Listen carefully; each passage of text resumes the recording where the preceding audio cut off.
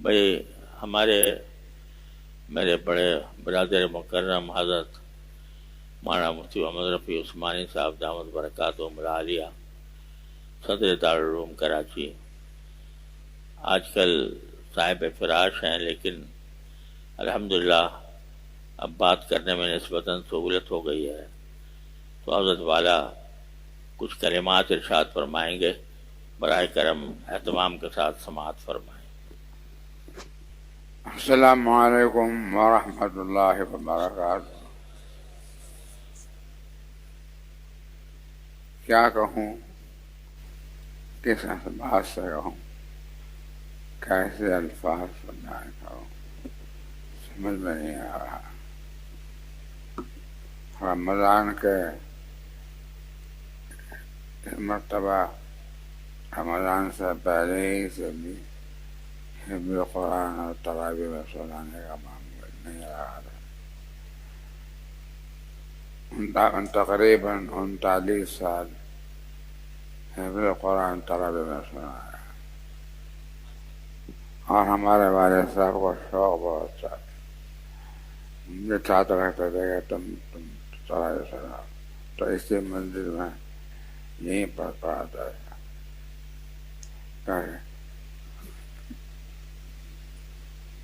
بیماری آ گئی، معذور ہو گیا، 5 وقت کی نماز بھی آسان نہ رہی، روز مرہ کے تلاوت بھی چھوٹتی گئی، اپنے اوپر رحم بھی آنے لگا اور افسوس بھی ہونے لگا کہ تیری عمر شراب کو نہ معلوم ہو، 202 سال عمر ہو گئی، 202 سال عمر ہے۔ اس عمر میں لوگ بہت کام کر جاتے ہیں، میں تو کچھ بھی نہ کر سکا، لیکن جو کچھ کیا اپنے والد ماجد رحمت اللہ علیہ کے صحبت سے، ان کے برکت سے، ان کے ترقی سے ہے۔ جب سے رمضان کا دن چھڑا اور رمضان کی تراویح چھڑی، میں کچھ بتا نہیں سکتا تھا میرا کیا حال، غم کے مارے چھوٹتا نہیں تھا۔ لوگ پوچھتے تھے کہ اللہ کیسے کرو، بڑی مشکل سے قرآن کریم اللہ تعالیٰ نے کچھ کرا دیا، لیکن وہ حادثہ نہیں رہ سکا۔ اللہ تعالیٰ ان کے جزائے خیر دے، جزائے خیر دے۔ ہمارے برادر محترم مولانا محمد تقی صاحب عثمانی کو اللہ تعالیٰ نے ان کو ملکہ کمالات دیا ہے، اور انہوں نے نمازوں کا اور خطبہ بیان کا بہت تمام انتظام کیا، اور اس کے اثرات الحمدللہ پورے ادارے میں محفوظ ہوئے۔ اس پورے مہینے میں آپ سے خطاب کی طرح نہیں کرتا رہا، اب بھی خطاب کی طرح خطاب نہیں ہوتا ہے، لیکن الفاظ ادا نہیں ہوتے تھے۔ میں نے سوچا کہ آج رمضان کی آخری تاریخ ہے، ہاں رمضان کی آخری تاریخ ہے، اور اگلا رمضان انشاءاللہ ہوگا۔ ہم سے کوئی پتہ نہیں کون زندہ ہوگا کون نہیں ہوگا۔ آپ سے درخواست ہوتی ہے کہ یہ زمین وہی ہے، یہ دارالعلوم وہی ہے، یہ مسجد وہی ہے جو یہاں کا دارالعلوم ہے۔ آنے والے مر جائیں گے، آنے والے کرتے جائیں گے، مرتے جائیں گے، لیکن زندہ مثالیں چھوڑتے جائیں گے اور ان سے صلاحیتیں جائیں گے۔ بس مجھے آپ سے درخواست ہے کہ آپ مجھے جو کوتاہیاں ہمیں ہوگی، ناظم ایک بات ہی ہے کہ ناظم جو ہوتا ہے اس کو غصہ بہت ہوتا ہے، بات بات پر اس کو ٹوکنا پڑتا ہے، تو اس وجہ سے ناراضگی بھی ہوتی ہے، اور پیار تو بہت آتا ہے، لیکن افسوس یہ ہے کہ پیار جتنا آنا چاہیے تھا اتنا نہیں آتا. غصہ میں رہا کرتا بہت کرتا لوگوں کے حال ہے، لیکن جتنا پیار کرتا میں جتنا طے کرتا. آج یہ محبت اور پیار کے دن ختم نہیں ہو رہے، یہ باقی رہیں گے. محبت بھی باقی رہے گی اور بیان بھی باقی رہے گا، دعائیں بھی باقی رہیں گی، ایک دوسرے کے لیے خرائے بھی باقی رہے گی. آپ سے درخواست ہے کہ قصے دعاؤں میں شریک ہو جائیں اپنے اپنے طور پر. جہاں بھی کوئی ہے ہر نماز کے بعد، ہر نیک کے بعد، نیک کام کے بعد نماز سے دعا کریں. اس دارالعلوم کو اپنی ماں سمجھتے رہیں، ہم نے اس کو اپنی ماں سمجھا ہے اور اس نے ہمیں ماں جیسے کہہ دی. اس دارالعلوم نے ہمیں ماں کے کر دی ہے اور اب بھی ہمیں ماں کے کر. ان کا حوصلہ ملتی. اللہ تعالیٰ ان بزرگوں کے برکات عطا فرمائے اور آپ حضرات کے کو صحت کامل عطا فرمائے اور روز بروز ترقی دین اور دنیا میں آپ کو عطا فرمائے. آخر دعوانا مولانا تقی صاحب کے لیے دعا کیجیے کہ اللہ تعالیٰ نے ان کو غیر معمولی مسئلہ عطا فرمائے. پورا رمضان نظام انسان کو اس والا اور بیانات والا روزانہ ایک مرتبہ کو کرتے تھے. یہ تقریباً 4 بیان روزانہ کرتے ہیں اور پورے دارالعلوم کو. میرا تجربہ یہ ہے جب کبھی میں نے دارالعلوم کے طلبہ کی سہولتوں میں اضافہ کیا یا جب کبھی میں نے دارالعلوم کے اساتذہ کی تنخواہوں میں اضافہ کیا یا کوئی اور سہولت بڑھائی جیسے خرچہ بڑھا، جتنا اضافہ کی وجہ سے جتنا بوجھ بڑھا اس سے زیادہ اللہ نے عطا فرمایا. ٹھیک، یہ ہمیشہ کا میرا تجربہ ہے. اس بات کے الحمدللہ مجھے فکر نہیں ہوتی. میں تجھ کو اپنے دل میں اے میرے مولا، جو نہ پاؤں میں تجھ کو اپنے دل میں اے میرے مولا. بھری محفل میں تنہا ہوں، عجب سی ایک ہلچل ہے. یاسین کی نسبت تیرے ماتھے پہ سجی ہے، تو خواب شفیع باغ رفیع فکر تقی ہے. یاسین کی نسبت تیرے ماتھے پہ سجی ہے، تو خواب شفیع باغ رفیع فکر تقی ہے. یاسین کی نسبت تیرے ماتھے پہ سجی ہے، تو رشد و ہدایت کا ہے ایک مہر درخشاں. خوشبو تیری دھرتی میں تقدس کی بسی ہے، خوشبو تیری دھرتی میں تقدس کی بسی ہے. وارش کے بہارا تیرے گلزار کا منظر ہے جا. اور حکیم الامت حضرت مولانا اشرف علی صاحب تھانوی قدس اللہ سرہ کے خلیفہ مجاہد تھے. وہ ہمارے شیخ ہیں.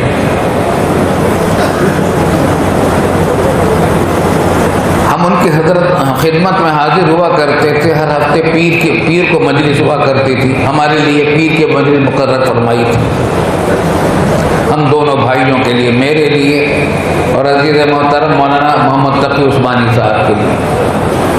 مگر پھر دوسرے علماء کرام بھی اس مجلس میں آنے لگے. عجیب پرکیف مجلس ہوتی تھی عصر سے لے کر مغرب تک پیر کے لیے.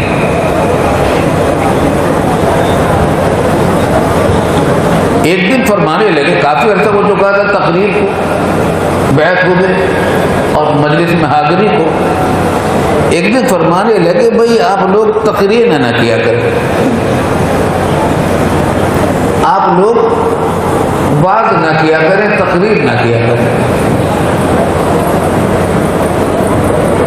ہم خاموش رہے. بھئی تقریر وغیرہ چھوڑ دیں. خیر ہمت نہیں پڑی پوچھنے کی کہ وجہ کیا ہے، کیا بات ہے، کیونکہ بیعت کا تعلق جو ہوتا ہے شیخ اور مرید کا، ہمارے والد ماجد مفتی اعظم پاکستان حضرت مولانا مفتی محمد شفیع صاحب رحمۃ اللہ علیہ کی بات عرض کرتا، وہ فرماتے تھے کہ مرید کو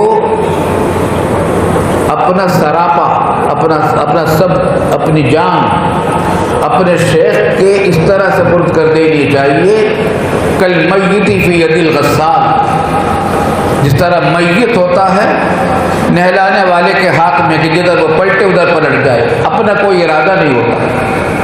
اسی طرح شیخ کی موجودگی میں اپنا کوئی ارادہ نہیں، جس طرح شیخ کہے اس طرح کرے. تو پوچھنے کا تو سوال ہی نہیں تھا کہ پوچھے کہ تقریر کیوں منع فرما دی.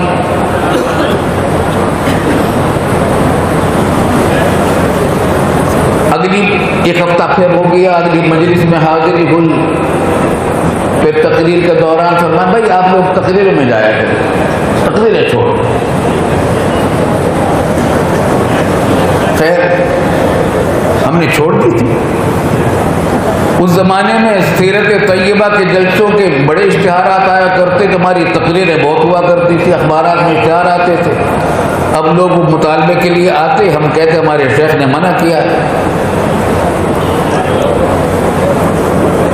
تو وہ کہتے تھے، میں نے حضرت سے ذکر کیا، کہتے وہ بہت اصرار کرتے ہیں. فرمایا کہ بھائی میرے اوپر ذمہ داری ڈال دو، ان سے کہہ دو کہ اگر اجازت نہیں. پھر ریڈیو والے آگے، ریڈیو اس زمانے میں ٹی وی تو ہوتا نہیں تھا، ریڈیو والے تقریر کرایا کرتے تھے. وہ آگے کہ صاحب آپ کی تقریر. ہم نے کہا کہ بھائی مجھے پوچھنا پڑے گا. حضرت شیخ سے پوچھا، پھر میں نے ان کو بھی منع کیا.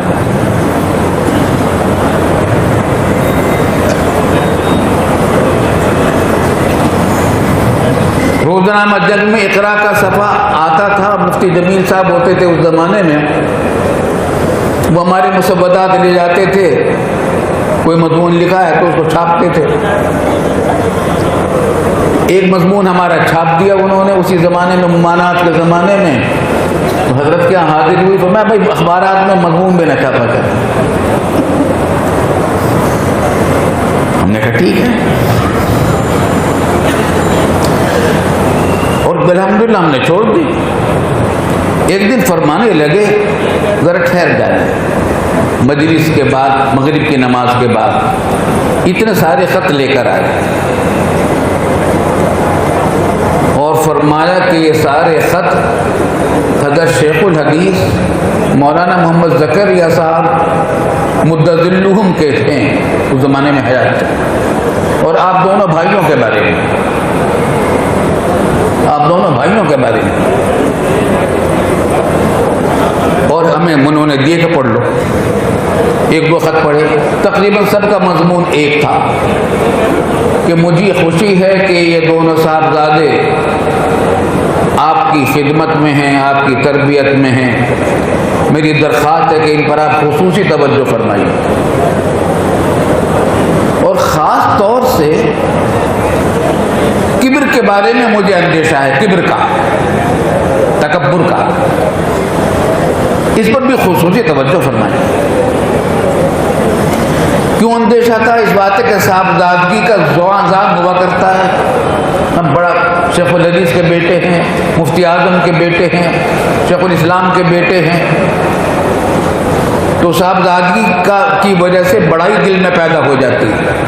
اس بات سے فرمایا کہ کبر کا، مجھے کبر پر کا اندیشہ ہے، اس پر بھی خصوصی توجہ فرمائی. اور پھر فرمایا کہ میں نے جو آپ کے اوپر پابندی لگائی ہے اس خط کی وجہ سے لگائی، ان خطوط کی وجہ سے. کہیں خدا نہ خواستہ آپ کو شہرت کا اگر شوق ہو گیا، اگر شہرت کا شوق ہو گیا تو ساری محنت بیکار چلی جائے. اس بات پہ پابندی لگائی. الحمدللہ. پھر میں نے پوچھا کہ حضرت والد صاحب رحمۃ اللہ علیہ نے اپنی اس حیات ہی میں جمعہ کی نماز دارالعلوم کی مسجد میں وہ پڑھایا کرتے تھے, بیان فرمایا کرتے تھے, اور عیدین کی نماز پڑھایا کرتے تھے, بیان بھی فرمایا کرتے تھے. تو مجھے آخر حیات میں مقرر فرما دیا تھا, جب ضعیف ہو گئے, تب بیماری ہو گئی, اس کا کیا کروں؟ فرمایا اس کی اجازت, وہ دارالعلوم میں آپ کرتے ہیں. میں نے کہا والد صاحب کبھی کبھی طلبہ سے خطاب بھی فرمایا کرتے تھے, کہا اس کی بھی اجازت ہے. دارالعلوم کے اندر آپ کے بیانات ہوں, دارالعلوم کی دیواری سے, چار دیواری کے باہر نہیں. الحمدللہ الحمدللہ 10 سال اسی طریقے سے گزرے. ہم دونوں بھائیوں نے کوئی تقریر باہر نہیں. مساری چارہ جو چھپا کرتے تھے, پوسٹر چھپا کرتے تھے, وہ سب ختم ہو گئے. ایک دن تقریباً 10 سال گزر چکے تھے. اس مدرسے کے اس جامعہ کے بانی شیخ الحدیث حضرت مولانا نذیر احمد صاحب رحمۃ اللہ علیہ کا فون میرے پاس آیا. اچھا, وہ بھی حضرت سے بیعت تھے اور حضرت سے اصلاحی تعلق ان کا بھی تھا.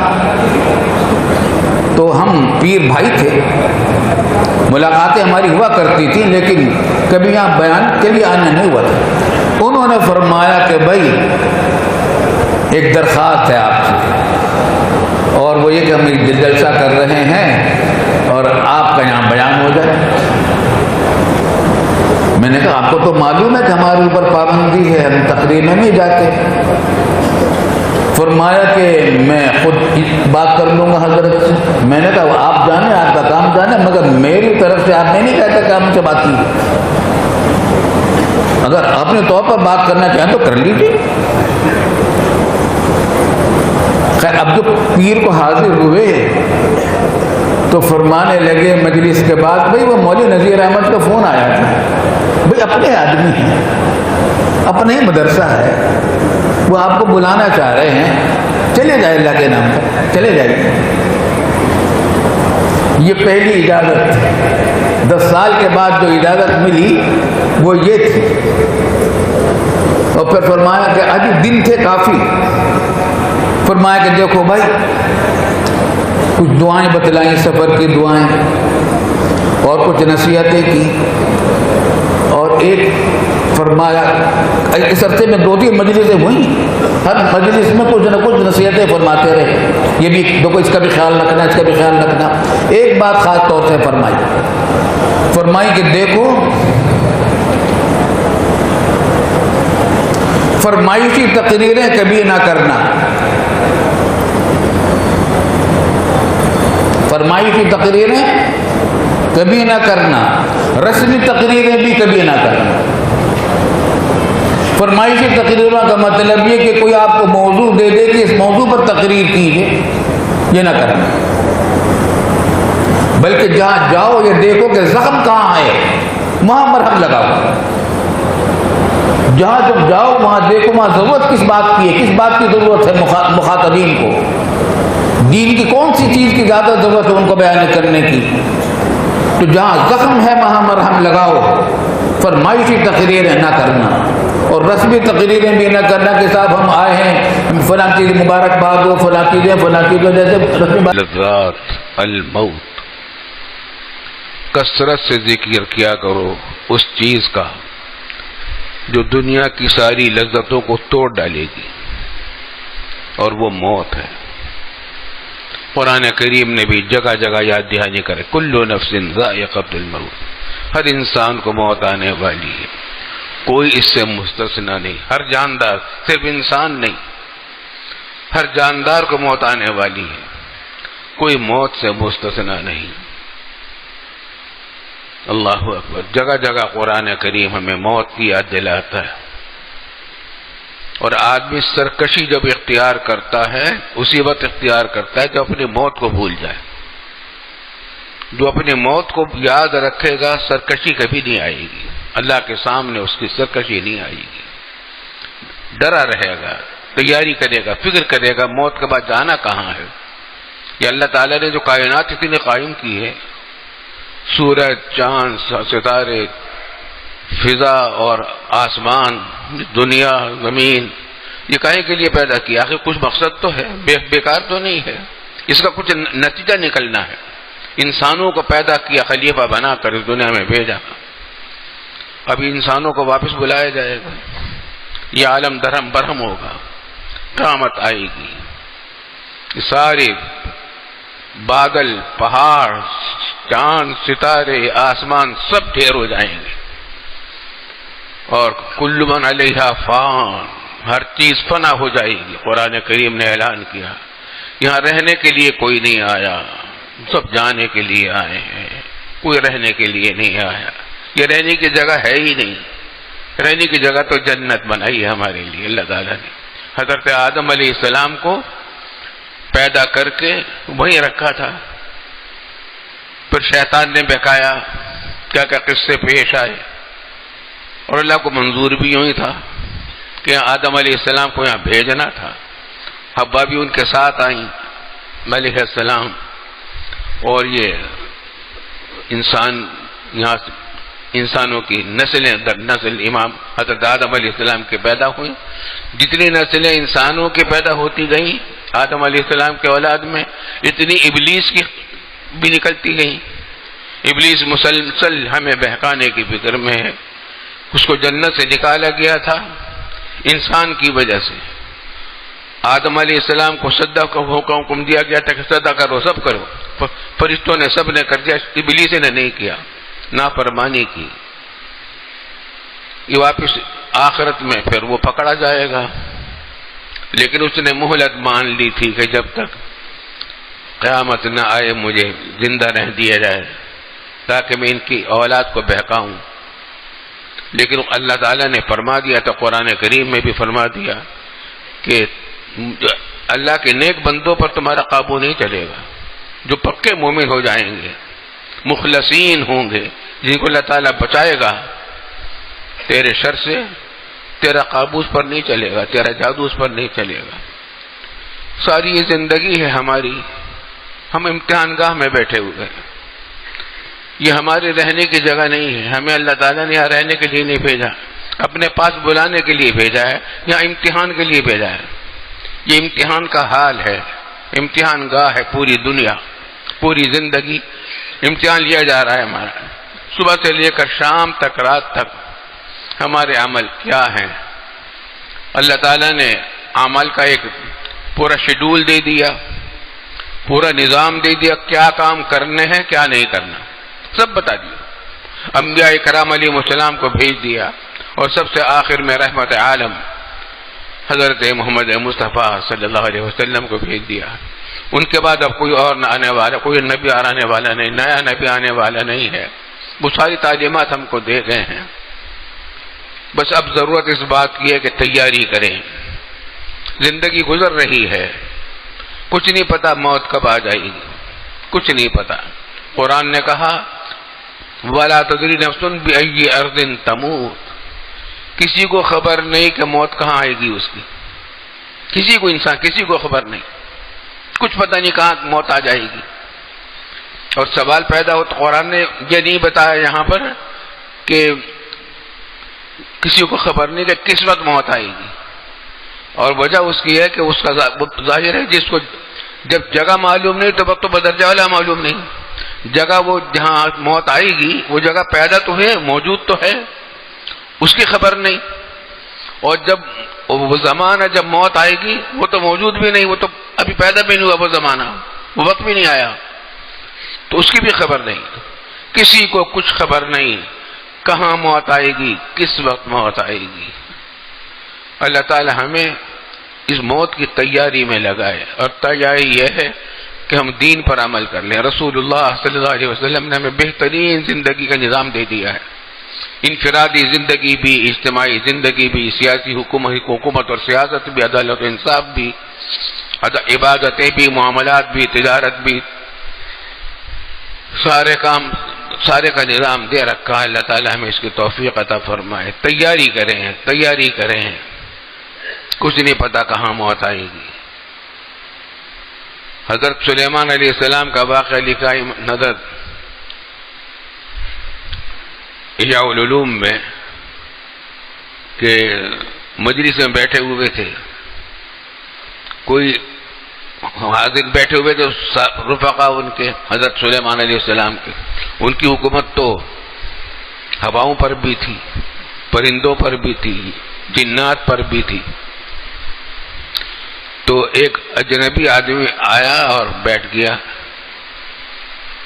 تو حاضرین میں سے جو سلیمان علیہ السلام کے پاس بیٹھے ہوئے تھے ان کو بار بار وہ گھورتا تھا، اجنبی بار بار دیکھتا تھا. تو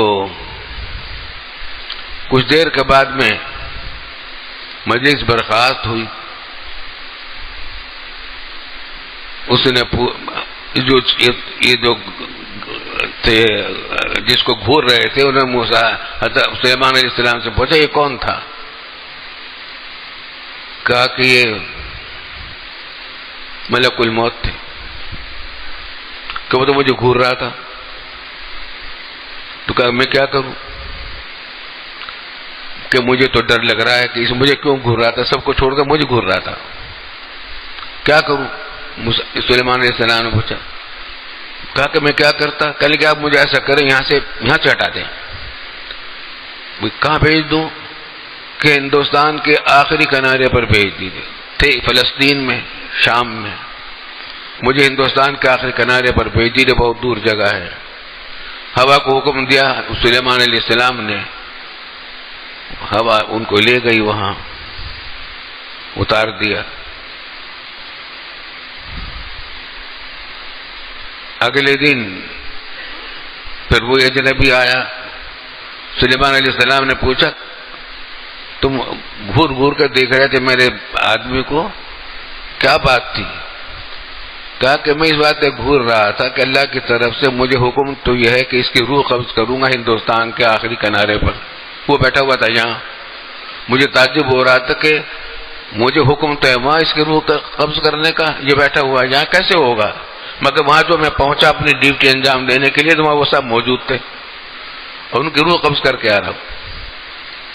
تو جو جگہ مقرر لا یستأخرون ساعۃ ولا یستقدمون، قرآن کریم نے فرمایا ایک ذرہ برابر ایک منٹ پہلے نہیں ہو سکتی، ایک منٹ بعد نہیں ہو سکتے، وقت مقرر ہے. اور ملک الموت یہ نہیں دیکھتا جوان ہے یا بوڑھا ہے، بچہ ہے جوان ہے. موت آتی ہے، غریب کی بھی آتی ہے، امیر کی بھی آتی ہے، اللہ والوں کی بھی آتی ہے. انبیاء کرام علیہ السلام کو موت نے نہیں چھوڑا، کس کو چھوڑیں گے؟ بڑے بڑے بادشاہوں کوئی اس دنیا میں رہنے کے لیے نہیں آتا. آج کل جو ہمارے ملک میں حالات خراب ہیں، وطن میں کرپشن کا دورہ ہے، اس میں بڑا حصہ اس بات کا ہے کہ موت کو بھلا رکھا. اگر موت یاد رہے، جو کچھ کمائیں گے یہاں کروڑوں اربوں کما لیا، کیا کہاں لے کر جائیں گے؟ مر جائیں گے، قبر میں جانا ہے.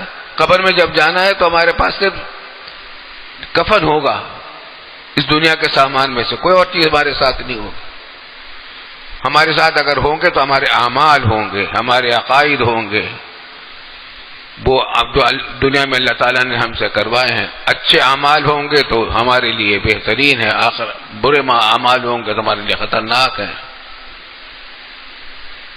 اللہ تعالیٰ ہمیں اس کی تیاری کی توفیق عطا فرمائے. اور سب سے زیادہ حدیث میں آتا ہے کہ سب سے زیادہ سمجھدار آدمی وہ ہے جو موت کے بعد کی تیاری کرے. دنیا کی گزر ہی جائے گی، موت کے بعد کی تیاری کرے. روایات اور حدیث سے معلوم ہوتا ہے کہ جب دوبارہ زندہ کیے جائیں گے تو وہ ایسا محسوس کریں گے وہ دنیا کی زندگی کے بارے میں کہ ایک یا 2 دن رہے تھے ہم دنیا میں، دنیا کو بھول جائیں گے. اب تو وہاں کا نیا عالم ہوگا، تمام انسان دوبارہ زندہ کیے جائیں گے. یہ اسلام کا بنیادی عقیدہ ہے، اور وہاں جا کر سب کا حساب کتاب ہونا ہے. حالات سخت گزرنے والے ہیں. سب سے پہلے تو قبر کا مسئلہ ہے.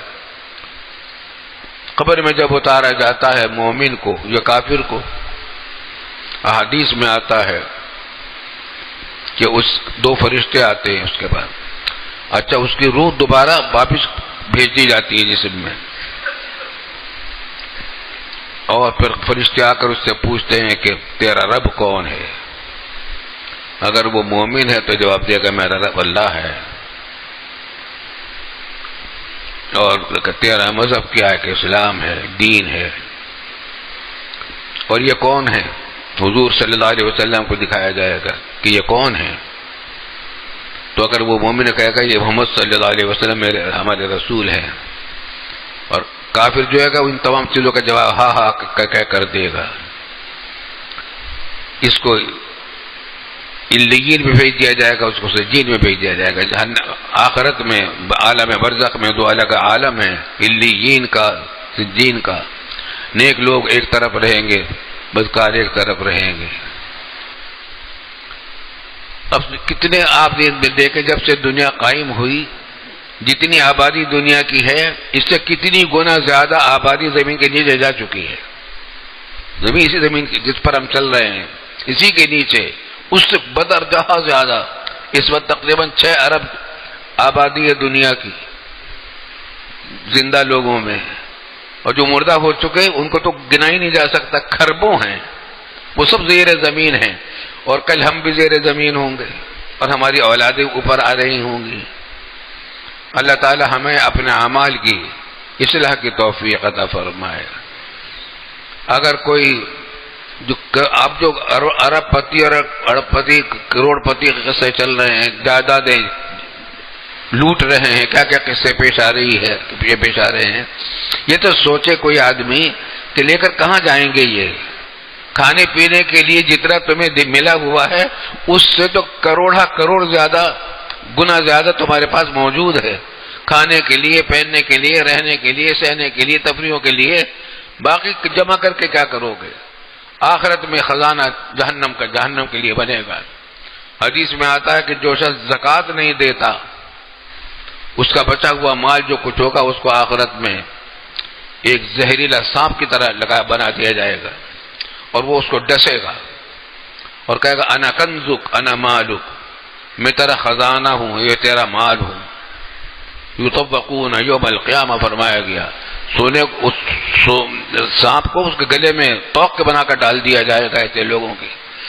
اللہ تعالی ہمیں آدمی کو جو زیادہ سب سے زیادہ خرابی پیدا ہوتی ہے جس معاملے میں وہ مالی معاملات ہیں. مال کی وجہ سے حلال حرام کی فکر نہیں کرتا، اسی کے اندر مارا جاتا ہے. اگر حلال کو اختیار کر لے، حرام سے اپنے آپ کو بچا لے، کام چوری سے بچے، حرام خوری سے بچے، رشوت خوری سے بچے، سود خوری سے بچے، ناپ تول میں کام کمی کرنے سے بچے، تجارت میں دھوکہ بازی سے بچے، حلال کھا لے. حلال میں جو لذت ہے، جو برکت ہے، وہ حرام میں کہاں ہے؟ حرام میں تو طرح طرح کی مصیبتیں آتی ہیں. دنیا میں کبھی حرام آدمی جو کماتا ہے اس سے آدمی کو عام طور سے مسلمان کو راحت نہیں ملتی. ایک بات خاص طور سے ایک بات، کافروں کو تو اس دنیا کے اندر جتنا بھی وہ گناہ کرتے رہتے چھوٹ ملی ہوئی رہتی ہے، کیونکہ وہ آخرت میں پکڑا جائے گا ان کو. مومن کو اگر کوئی دنیا میں کوئی گڑبڑ کرتا ہے عام طور سے اللہ تعالیٰ اپنے فضل و کرم سے دنیا ہی میں تھوڑی سی سزا دے دیتے ہیں اس کو، تاکہ وہ توبہ کر لے، استغفار کر لے، گناہ معاف ہو جائیں. لیکن جو شخص نافرمان ہو، آخرت کی فکر سے آزاد ہو، اس کو اللہ تعالیٰ ڈھیل دیتے ہیں. جس طرح کافروں کو ڈھیل دی جاتی ہے مسلمانوں کو بھی ڈھیل دی جاتی ہے. ایسے لوگ جو فکر نہیں کرتے اپنے گناہوں کی اور مست رہتے ہیں، اپنی مستی میں گناہوں میں غرق رہتے ہیں، ان کو ڈھیل دی جاتی. استدراج ہوتا ہے ان کے ہاں، اس کو استدراج کہتے ہیں. ڈھیل جاتی ہے تاکہ ان کو یہ خوب یہ حرام کاریاں کریں اور یہ خوش ہوتے رہیں. ڈھیل دی جائے گی اس کے کوئی نتیجہ اچھا نہیں ہوگا، بیماریاں نہیں آئیں گی، خوشحال رہیں گے، عزت بھی ہوگی، شہرت بھی ہوگی، اور ان کو اور ڈھیل ملے گی کہ اچھا ٹھیک ہے آخرت میں پکڑا جائے گا. ہمارے شیخ نے کی نکایت سنائی تھی دو فرشتے اپنے اپنے کام کر کے واپس جا رہے تھے اللہ تعالیٰ کے پاس، تو ان کی ملاقات آپس میں ہوئی. ایک نے اس سے دوسرے سے پوچھا کہاں سے آ رہے ہو؟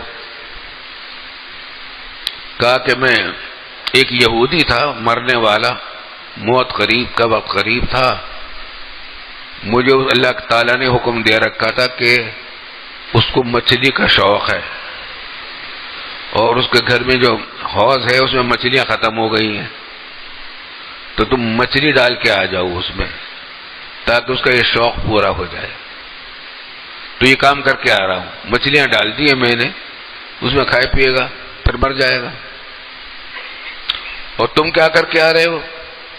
کہا کہ فلاں ایک بزرگ آدمی تھے، نیک آدمی تھے، ان کا وقت انتقال کا قریب آ رہا تھا، ان کو دل چاہ رہا تھا کہ شہد پی لیں، اور ان کے پاس شہد کی بوتل رکھی ہوئی بھی تھی.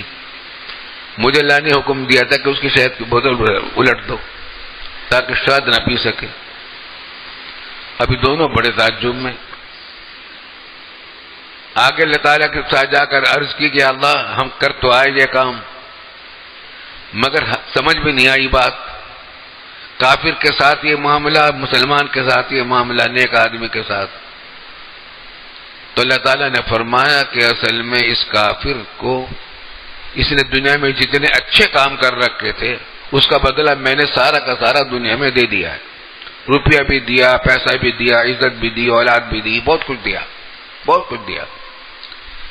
لیکن اس کی ایک نیکی ایسی تھی کہ اس کا دنیا بدلہ دینا بھی باقی تھا.